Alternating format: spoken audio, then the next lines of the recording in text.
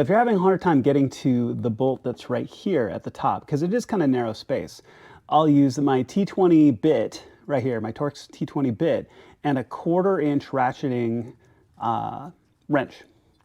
Works really, really well, can fit in that space. I put a little bit of tape on it so the bit doesn't fit out, but it fits perfectly well. So it's about the only reason I ever use SAE tools is in this application. Okay, so go ahead and you can see there's a locking tab on one side. To press that little tab and gently pull the cable off, and then we're going to be swapping the board out that's in this radiator. All right, so taking a look at the back of this. So, this board originally is not intended to come out, right? So it's glued down thoroughly. When you look at the new boards, you're going to want to match shape. Obviously, this is the driver's side or left-hand side. The LEDs are up in the upper left-hand corner. We've got this big notch in the lower left-hand corner, so you want to match boards going into the same place.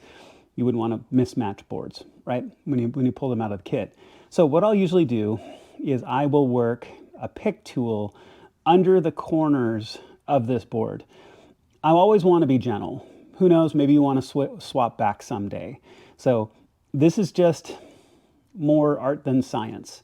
I'll use a pick tool, just kind of slowly work my way along the edge. If you have a very, very narrow screwdriver, you can use that to get underneath an edge and start applying up pressure.